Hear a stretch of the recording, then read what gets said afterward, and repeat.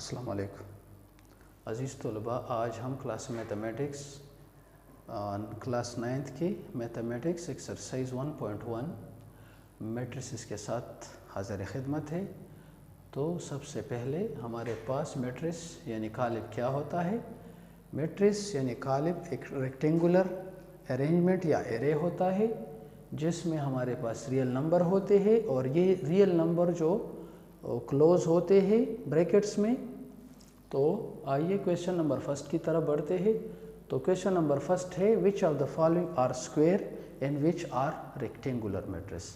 तो square matrix और rectangular matrix इसमें से कौन कौन से है। तो हम सबसे पहले स्क्वायर मैट्रिस के बारे में पढ़ते हैं। तो स्क्वायर मैट्रिस वो होता है जिसके number of rose in number of columns आपस में बराबर होते हैं।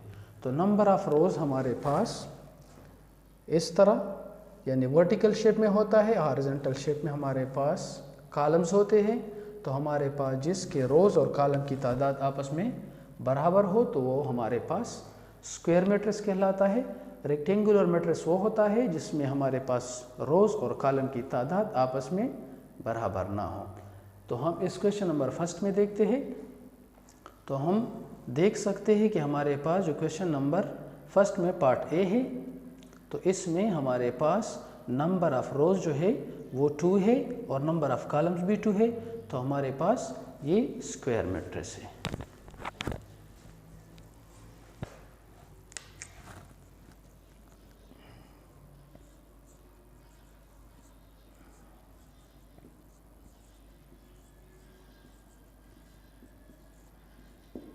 अब क्वेश्चन नंबर सेकंड की तरफ बढ़ते हैं। तो हमारे पास यहाँ पर इसमें क्वेश्चन नंबर सेकंड में पार्ट बी जो है वो हमारे पास रोज़ जो है वो 2 है और कॉलम हमारे पास 3 है। तो हमारे पास चूँकि रोज़ और कॉलम की तादाद बराबर नहीं है तो हमने पहले पढ़ लिया था कि हमारे पास जो रोज़ और कॉलम की तादाद आपस में बराबर ना हो तो हमारे पास वो रेक्टेंगुलर मैट्रिक्स होता है। तो हमारे पास ये रेक्टेंगुलर मैट्रिक्स है।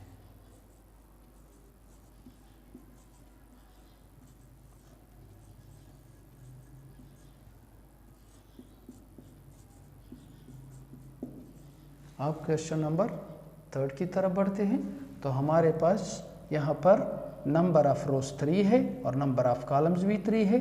तो हमारे पास जब रोज और कॉलम की तादाद हमारे पास बराबर हो तो वो स्क्वायर मैट्रिक्स कहलाता है। तो हमारे पास सी जो है वो एक स्क्वायर मैट्रिक्स है।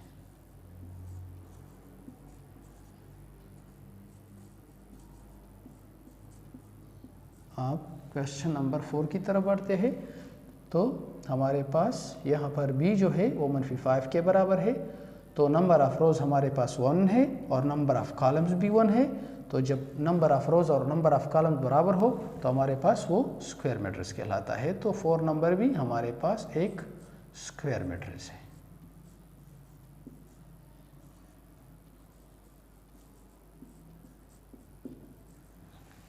अब क्वेश्चन नंबर 5 की तरफ बढ़ते हैं। तो हमारे पास यहाँ पर ई है जो -3 और 4 के बराबर है। तो यहाँ पर नंबर ऑफ रोज जो है वो 1 है और नंबर ऑफ कॉलम हमारे पास 2 है। तो नंबर ऑफ रोज और नंबर ऑफ कॉलम बराबर नहीं है तो हमारे पास 5th नंबर जो है ये एक रेक्टेंगुलर मैट्रिक्स है।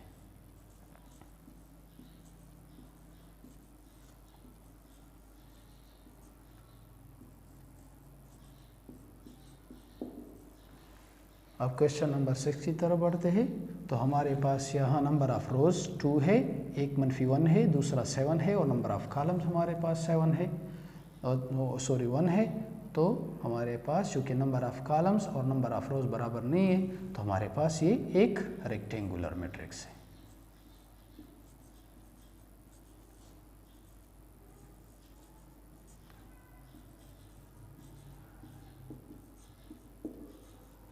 अजीज़ तलबा, अब हम समझ चुके हैं कि हमारे पास जब नंबर ऑफ रोज और नंबर ऑफ कॉलम बराबर हो तो वो हमारे पास एक स्क्वायर मैट्रिक्स होता है और जब नंबर ऑफ रोज और नंबर ऑफ कॉलम बराबर ना हो तो हमारे पास वो एक रेक्टेंगुलर मैट्रिक्स। अजीज़ तलबा, अब हम इस एक्सरसाइज 1.1 के क्वेश्चन नंबर 2 की तरफ बढ़ते हैं। तो क्वेश्चन नंबर 6 में हमारे पास है list the order of the following matrices. तो हमें जो दिए गए मैट्रिक्स है इसका ऑर्डर हमें लिखना है। तो ऑर्डर क्या होता है? ऑर्डर होता है किसी भी मैट्रिक्स का ऑर्डर उसके नंबर ऑफ रोज और नंबर ऑफ कॉलम्स के दोनों के ज़रब के बराबर होता है। यहाँ पर m है नंबर ऑफ रोज, इन हमारे पास नंबर ऑफ कॉलम्स होते हैं। तो अब हम यहाँ पर मैट्रिक्स A का ऑर्डर लिखेंगे। तो मैट्रिक्स A का ऑर्डर हमारे पास number of rose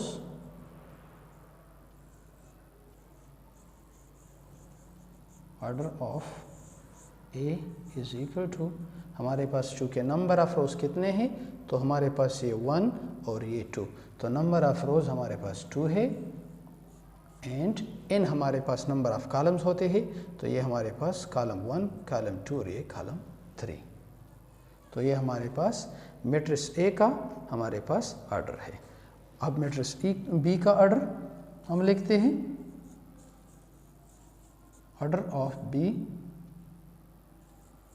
is equal to m into n। तो हमारे पास नंबर ऑफ रोज कितने हैं? तो इसमें नंबर ऑफ रोज भी एक है और नंबर ऑफ कॉलम्स भी एक है। तो हमारे पास ये ऑर्डर ऑफ B हो गया। अब ऑर्डर ऑफ C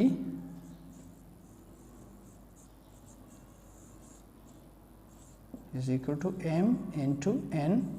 तो हमारे पास m जो है नंबर ऑफ रोज 1, ये हमारे पास 1 और ये 2, और नंबर ऑफ कॉलम्स हमारे पास 1, 2 और 3। अब F का हमारे पास ऑर्डर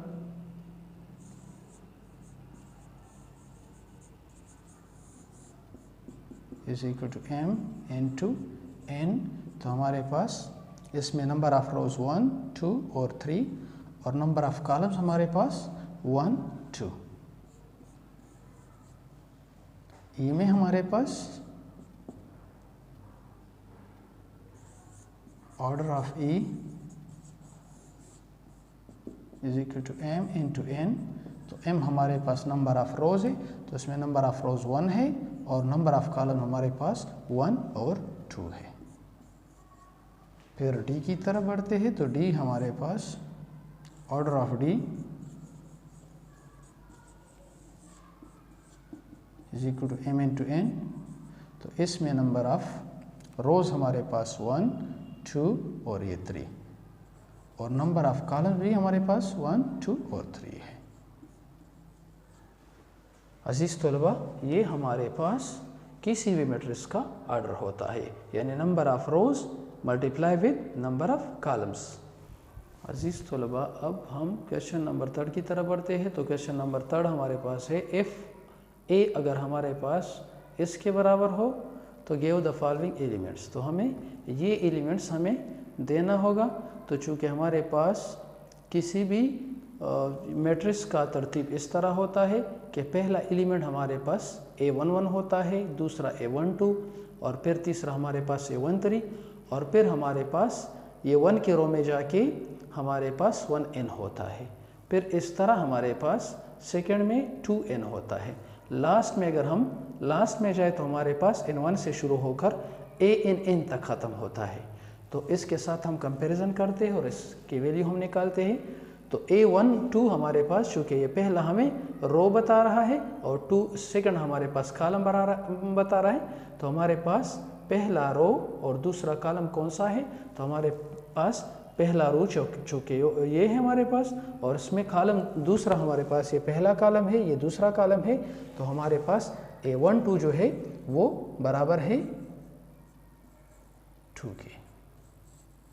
फिर हमारे पास 2, 3, तो पहला हमें रो बता रहा है कि दूसरा रो है और तीसरा कॉलम है। तो दूसरा रो चूँकि हमारे पास ये पहला रो है, ये दूसरा रो है, तो दूसरे रो में हमारे पास तीसरा कॉलम 0 के बराबर है। तो हमारे पास A23 इज इक्वल टू 0। फिर हमारे पास A32 यानी हमारे पास तीसरा रो और दूसरा कॉलम। तो हमारे पास ये पहला रो, ये दूसरा रो, ये तीसरा रो, और हमारे पास तीसरे रो में दूसरा कॉलम, तो हमारे पास ये 1 है।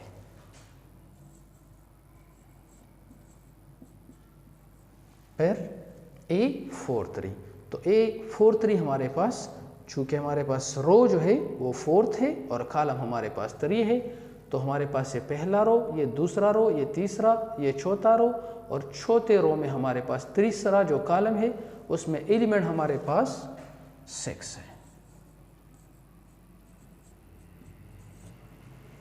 फिर हमारे पास A13, तो हमारे पास पहला रो और तीसरा कॉलम हमारे पास किसके बराबर है? -4 के। तो A13 हमारे पास बराबर है -4 के। फिर हमारे पास A33 यानी पहला, तीसरा रो और हमारे पास तीसरा कॉलम, तो हमारे पास ये पहला रो, ये दूसरा रो, ये तीसरा रो, तो तीसरे रो में हमारे पास थर्ड एलिमेंट जो है वो 5th के बराबर है। तो A33 = 5। अजीज़ तलबा, अब हम इसी एक्सरसाइज 1.1 के क्वेश्चन नंबर 4 की तरफ बढ़ते हैं। तो क्वेश्चन नंबर 4 में है which of the following matrices are equal. इसमें कौन से मैट्रिसेस है जो आपस में इक्वल है। तो हम इसको जो सिंप्लीफाई है उसको तो वैसे ही छोड़ देंगे, जो सिंप्लीफाई नहीं है उसको सिंप्लीफाई करेंगे और फिर आपस में मैच करेंगे। तो हमारे पास इसके जो एलिमेंट्स है उसको आपस में सिंप्लीफाई करें। चूँकि हमारे पास यहाँ पर एडिशन का साइन है तो इन दोनों को ऐड करें तो ये हमारे पास 2 हो जाएगा। 3 और 2 को ऐड करें तो हमारे पास 5, 4 तो ऑलरेडी सिंप्लीफाइड फॉर्म में है, और फिर 2 और 1 को ऐड करें तो हमारे पास 3 हो जाएगा। फिर डी के जो एलिमेंट्स है उसको आपस में ऐड करें तो 2 तो हमारे पास वैसे ही सिंप्लीफाइड फॉर्म में है। 4 और 1 5 हो जाएगा, और 1 और 3। अब आप इसको मैच करें तो हमारे पास मैट्रिक्स ए के अरकान 2 5 1 3 है और डी के अरकान भी 2 5 1 3 है। तो हमारे पास ए और डी आपस में इक्वल है। तो हम लिख सकते हैं कि ए = डी। और बी के अरकान आप देख ले तो 2 5 4 3 2 5 4 3, तो बी और सी के अरकान आपस में बराबर है, तो बी बराबर है सी के।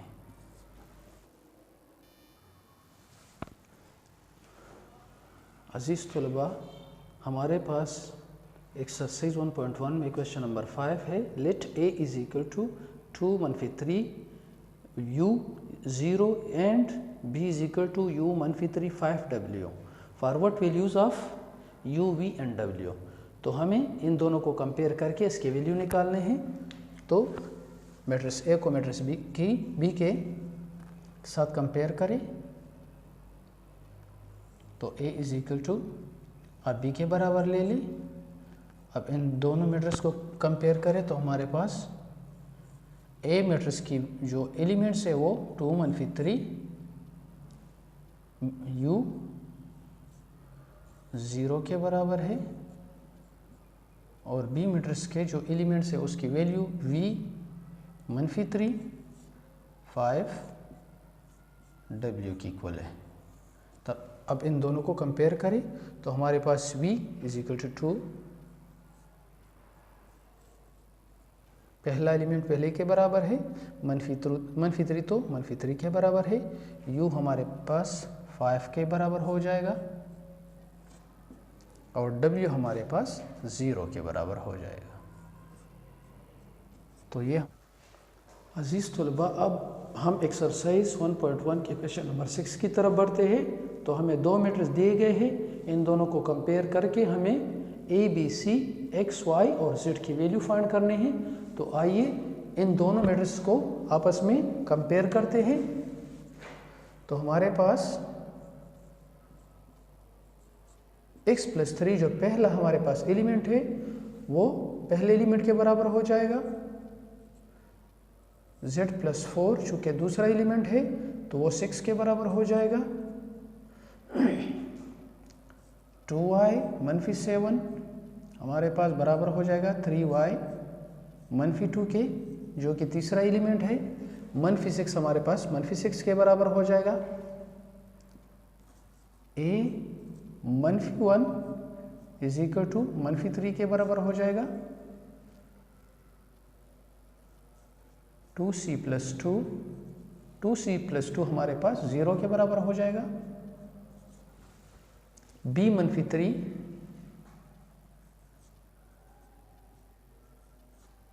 b-3 हमारे पास 2b प्लस 4 के बराबर हो जाएगा। -21 हमारे पास -21 के और 0 हमारे पास 0 के बराबर हो जाएगा। अब इससे x, y, z और a, b, c की वैल्यू निकालते हैं।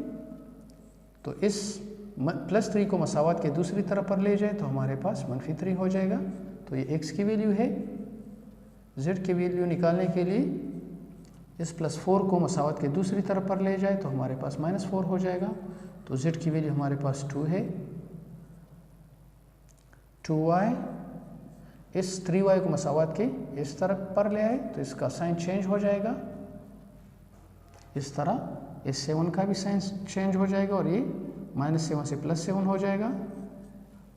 अब 2y से 3y को हम जब सिंप्लीफाई करेंगे यानी निकालेंगे तो हमारे पास -y = 5 हो जाएगा। अब दोनों तरफ से -1 से मल्टीप्लाई करें तो हमारे पास y की वैल्यू -5 हो जाएगी। a हमारे पास इस -1 को मसावत के दूसरी तरफ पर ले जाए तो -3 + 1 हो जाएगा। अब सिंप्लीफाई करें तो a = -2। यहाँ पर इस 2 को मसावत के दूसरी तरफ पर ले जाए तो -2 हो जाएगा। अब दोनों तरफ से 2 पर डिवाइड करें तो हमारे पास c की वैल्यू -1 आ जाएगी। b, इस 2b को मसावत की दूसरी तरफ पर ले आए तो हमारे पास -2b हो जाएगा और इस +3 को मसावत की दूसरी तरफ पर ले जाए तो +3 हो जाएगा। अब -2b से b को निकालें तो -b और यहाँ पर 7 हो जाएगा। अब दोनों तरफ से -1 पर से मल्टीप्लाई करें तो हमारे पास b की वैल्यू हमारे पास 7 हो जाएगी। तो हमारे पास x की वैल्यू -3, y की वैल्यू -5, z की वैल्यू 2, a की वैल्यू -2, b की वैल्यू -7 और c की वैल्यू -1 हमारे पास आ गई। अजीज तलबा, एक्सरसाइज 1.1 का क्वेश्चन नंबर 7 है। Solve the following equation for a, b, c, d। तो हमें क्वेश्चन नंबर 7 में a, b, c और d की वैल्यू फाइंड करना है। तो सबसे पहले हमें इन दो मैट्रिक्सों का आपस में कंपैरिजन करना है। तो हमारे पास a + b बराबर हो जाएगी हमारे पास 1 की। तो हमारे पास ये क्वेश्चन नंबर फर्स्ट बन जाएगा, इक्वेशन नंबर फर्स्ट बन जाएगा। b + 2c = 4, ये हमारे पास इक्वेशन नंबर सेकंड बन जाएगा। 2c + d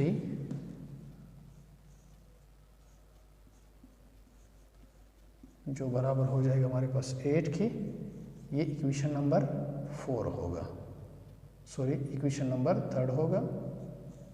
और हमारे पास 2a - d = 0, तो हमारे पास ये इक्वेशन नंबर 4 हो जाएगा। अब इक्वेशन नंबर 1 से आप सेकंड को सब्ट्रैक्ट करें। सब्ट्रैक्ट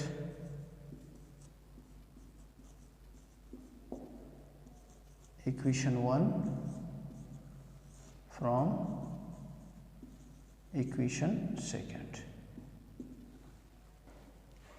तो b + 2c = 4 और हमारे पास a + b = -1 हो जाएगा।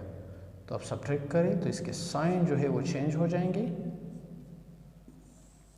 तो हमारे पास -a, ये -b और +b आपस में कैंसिल हो जाएंगे।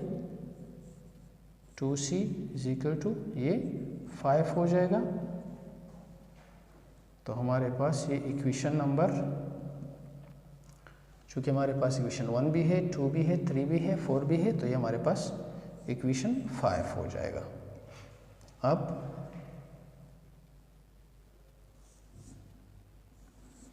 इक्वेशन एडिंग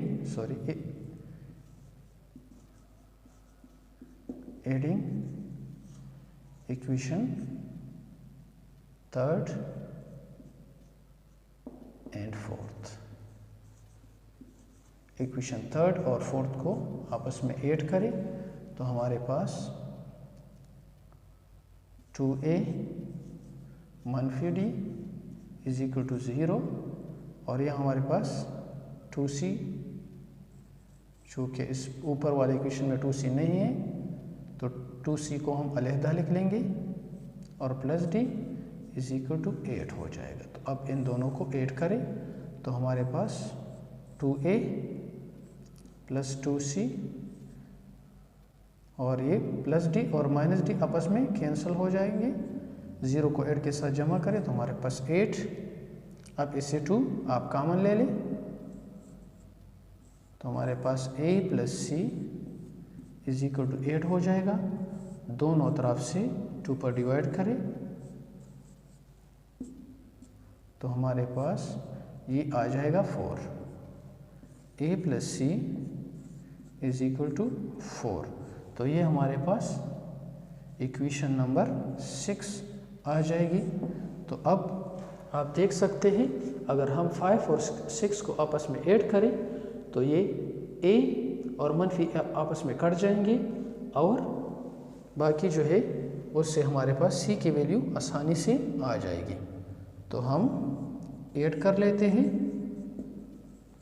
एडिंग इक्वेशन 5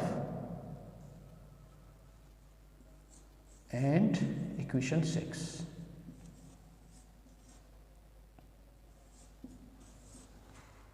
तो मनफी a plus 2c is equal to 5 और a plus c is equal to 4।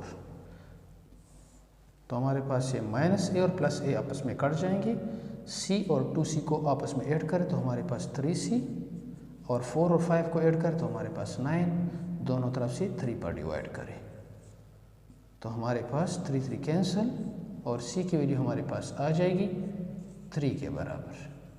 तो c की वैल्यू हमारे पास गिवन है। अब आप इक्वेशन में पुट करें तो हमारे पास इक्वेशन जो है इस इक्वेशन में हम पुट कर सकते हैं, इससे हम b की वैल्यू निकाल लेंगे। तो पुटिंग वैल्यू ऑफ c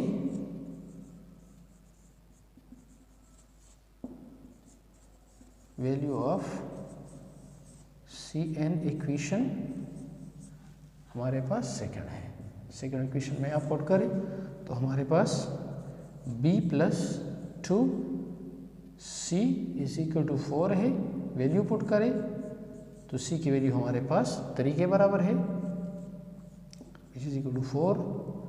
तो b इज इक्वल टू 2 को 3 के साथ ज़रब दे तो हमारे पास 6 और हमारे पास मसावत की दूसरी तरफ पर 4 है तो b इज इक्वल टू 4 मनफी 6 हो जाएगा और b की वैल्यू हमारे पास मनफी 2 आ जाएगी। अब इस b या c वैल्यू को आप इक्वेशन में पुट करें तो यहाँ पर हम c की वैल्यू पुट कर सकते हैं और d की वैल्यू निकाल सकते हैं।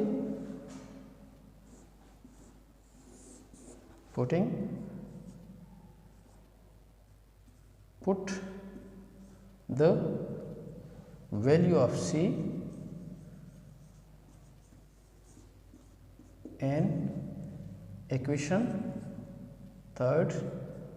तो इक्वेशन थर्ड हमारे पास है 2c plus d is equal to 8 two c की वैल्यू हमारे पास चूँकि 3 के बराबर है तो यहाँ पर पुट करें plus d is equal to 8 तो 2 को 3 के साथ मल्टीप्लाई करें 2 3 6 plus d is equal to 8।